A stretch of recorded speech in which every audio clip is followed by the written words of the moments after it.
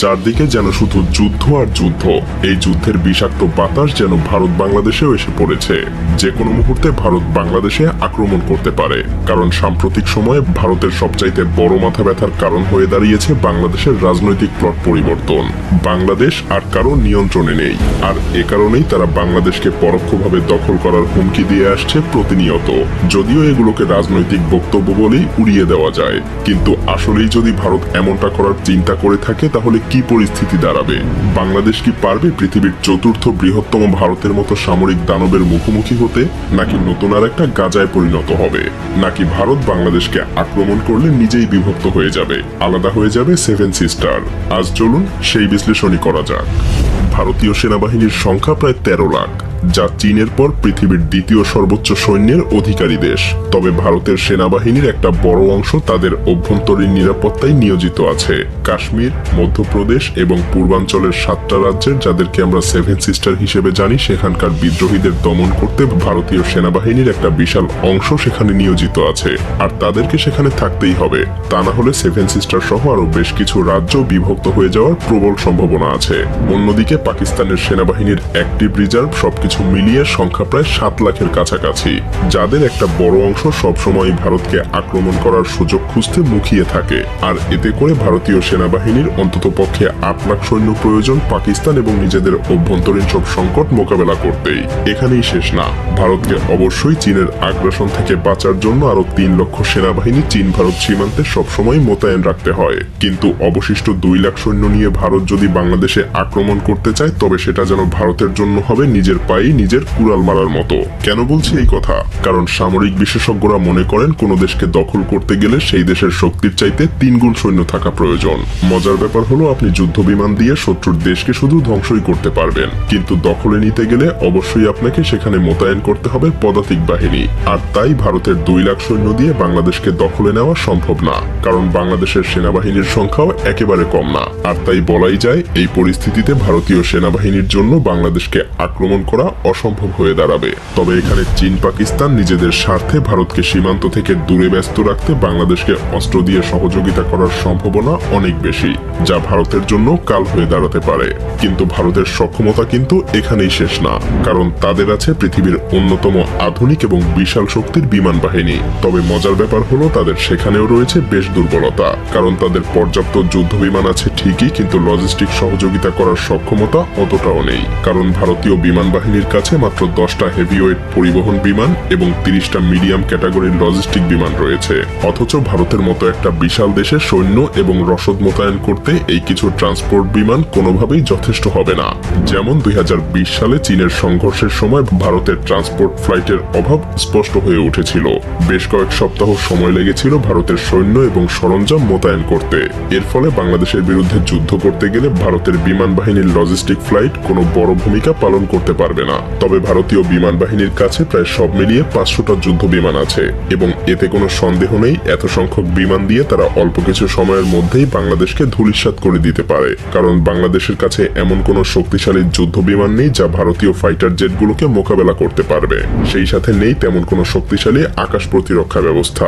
তবে এখানেও ভারতের জন্য বিপদ রয়েছে, কারণ ভারতের বেশিরভাগ যুদ্ধ বিমান কাউন্টার স্ট্রাইক মিশন পরিচালনা করতে সক্ষম না। হ্যাঁ, ভারতের কাছে আছে 270টা SU-30, এছাড়াও MiG-21 এবং জাগুয়ার ফাইটার জেট। কিন্তু মজার ব্যাপার হলো, এগুলো বর্তমানের আধুনিক যুগে কিন্তু বেশ পুরনো মডেল। ভারতীয় বিমান বাহিনীর একমাত্র কার্যকরী অ্যাটাক মিশন বিমান হলো মিরাজ 2000 এবং ডাসাল্ট রাফায়েল যুদ্ধ বিমান, কিন্তু এদের সংখ্যাও প্রয়োজনের তুলনায় খুবই কম। তাছাড়াও ডাসাল্ট রাফায়েলের মতো যুদ্ধ বিমানগুলো কিন্তু বাংলাদেশে ব্যবহার করার মতো সুযোগ নেই, কারণ ভারতের কাছে মাত্র 36টা রাফায়েল ফাইটার জেট আছে, এবং এগুলো মূলত চীন এবং পাকিস্তানকে মোকাবেলা করার জন্য প্রতিনিয়তই ভারতকে প্রস্তুত রাখতে হয়। তাই বলাই যায়, ভারতীয় বিমান বাহিনীর জন্য বাংলাদেশে ব্যবহার করা যেতে পারে এমন যুদ্ধ বিমানের সংখ্যা খুব বেশি না। ভারতের বিমান বাহিনী একদিকে যুদ্ধ বিমানের সংকটে ভুগছে, অন্যদিকে পাকিস্তানের কাছে রয়েছে বিপুল সংখ্যক জেট এবং F-16 যুদ্ধ বিমান, যার সামনে ভারতীয় রাফায়েল যুদ্ধ বিমানও যথেষ্ট কার্যকরী হওয়ার সম্ভাবনা খুবই কম। এদিকে চীনের বিমান বাহিনীর তুলনায় ভারতের বিমান বাহিনীর সামরিক শক্তি অনেক পিছিয়ে। সুতরাং 40টা মিরাজ 2000 দিয়ে বাংলাদেশে আক্রমণ চালানো ভারতের জন্য অসম্ভব। ভারতের বিমান বাহিনী মাত্র কয়েকটা স্থানেই সাপোর্ট দিতে সক্ষম হবে, যা প্রয়োজনের তুলনায় একেবারেই কম। তাছাড়া গ্রাউন্ড স্ট্রাইক মিশনে ম্যানপেড সিস্টেমের কারণে নিয়মিত যুদ্ধ বিমান ধ্বংস হবে, যার ফলে ভারতীয় বিমান বাহিনীর শক্তি ধীরে ধীরে কমে যাবে। আর এটাও মনে রাখতে হবে, ধীরে ধীরে বাংলাদেশও পরিণত হবে যুদ্ধক্ষেত্রে, প্রাণ হারাতে থাকবে হাজার হাজার নিরীহ মানুষ। তবে এর মানে এই নয় যে বাংলাদেশের সামরিক শক্তি একদম পিছিয়ে আছে। এখানে বাংলাদেশও মিলিটারি শক্তির দিক থেকে যথেষ্ট শক্তিশালী একটা দেশ। তাছাড়া বাংলাদেশ সেনাবাহিনী প্রতিনিয়ত নতুন নতুন অস্ত্রশস্ত্র ক্রয়ের দিকে মনোযোগী হচ্ছে। সেই সাথে আপনাকে এটাও মনে রাখতে হবে, বাংলাদেশ সেনাবাহিনী বর্তমানে দক্ষিণ এশিয়ার তৃতীয় বৃহত্তম শক্তিশালী বাহিনী, এবং এই বাহিনী দেশের যে কোনো বিপদের সময় নিজেদের সবকিছু দিয়ে লড়াই করতে প্রস্তুত।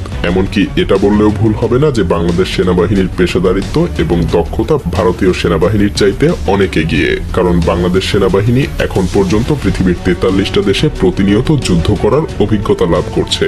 বিপরীতে ভারতীয় সেনাবাহিনীর যুদ্ধের অভিজ্ঞতা আন্তর্জাতিকভাবে খুবই সীমিত। বাংলাদেশ সেনাবাহিনী জাতিসংঘের অধীনে প্রায় অর্ধশতাধিক দেশে সরাসরি যুদ্ধের অভিজ্ঞতা অর্জন করেছে। এতে তাদের দক্ষতা এবং অভিজ্ঞতা ভারতীয় সেনাবাহিনীর চাইতে অনেকটা বেশিই বলা যায়। তাছাড়া পেশাগত দক্ষতার পাশাপাশি বাংলাদেশ সেনাবাহিনী অত্যাধুনিক সমরাস্ত্র ক্রয়ের দিকেও ধাবিত হচ্ছে। বিশেষ করে বিভিন্ন আগ্রাসন মোকাবেলায় বাংলাদেশ পৃথিবীর বিভিন্ন দেশ থেকে যুদ্ধ ট্যাঙ্ক, যুদ্ধ বিমান এবং অন্যান্য সমরাস্ত্র সংগ্রহ করছে, যা বাংলাদেশের নিরাপত্তা ব্যবস্থা আরও মজবুত করবে। এমনকি বাংলাদেশ তুরস্কের কাছ থেকে বেশ কিছু সংখ্যক বর্তমান পৃথিবীর সবচাইতে অত্যাধুনিক ড্রোন বায়ারাক্তার TB2 কিনেছে। আরও কিছু সংখ্যক কেনার জন্য চুক্তিও করেছে, যার মাত্র 50টা দিয়েই ইউক্রেন হাজার হাজার রাশিয়ান যুদ্ধযান ধ্বংস করেছিল। সেই সাথে সমরাস্ত্রের উৎপাদন বাড়ানো এবং বাইরের দেশ থেকে আধুনিক অস্ত্র ক্রয়ের মাধ্যমে বাংলাদেশ সেনাবাহিনী আরও শক্তিশালী হওয়ার চেষ্টা করছে।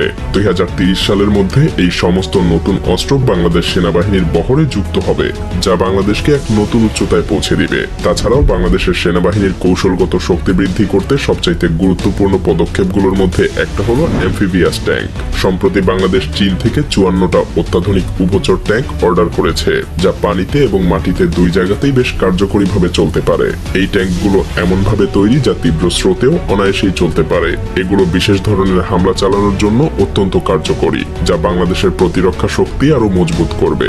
আর তাছাড়া চীন ভারতের কাছে এই ট্যাঙ্কগুলো বিক্রিও করবে না। তবে পরিশেষে আমাদেরকে একটা কথা মনে রাখতে হবে যে যুদ্ধ কখনো শান্তি বয়ে আনতে পারে না, কারণ ভারত যদি বাংলাদেশের উপরে আক্রমণ করে তবে হয়তো তারা দখল করতে পারবে না, তবে ধ্বংসস্তূপে পরিণত হতে পারে বাংলাদেশ। প্রাণ হারাবে হাজার হাজার লাখ লাখ মানুষ।